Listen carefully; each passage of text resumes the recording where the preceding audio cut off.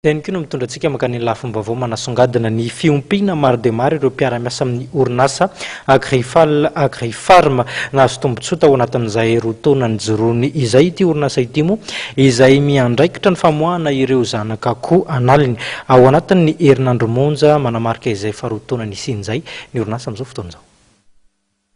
Raha akoho kely 5,000 isan-kerinandro no nivokarin'ny orinasa Agrifarm roa taona lasa izay hita amin'izy Evanforona dia efa mahatratra amin'ny 9 alina izany amin'izao fotoan'izao.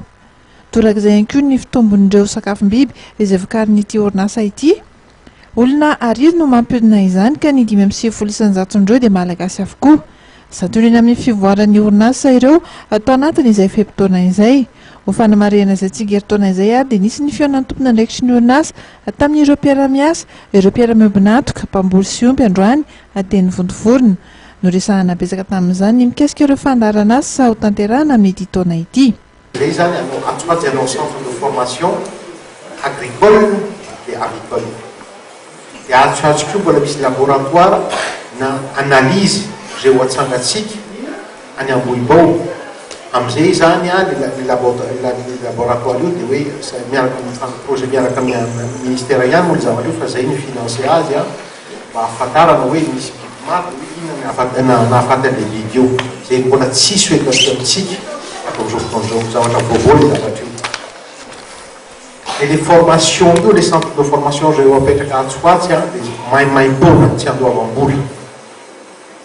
Averitr'ilay mandeha ny zavatra io maimaim-poana tsy andoavam-boly ary le olona zay mahazo formation ao amintsika orinasantsika dia tsy manana obligation na hividy na hiara-miasa amin'ny agricole fa zavatra tena social ny zavatra io.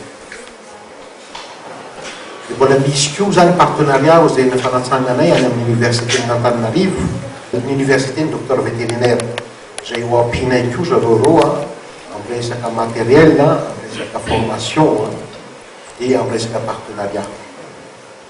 Mbola amin'ny resaka filière agricole koa efa miresaka amin'izareo koa zay hoe la mise en place hoe ny partenaire public privé hoe inona zavatra tokony ampina andrara voaka amin'ny école izay analantsika.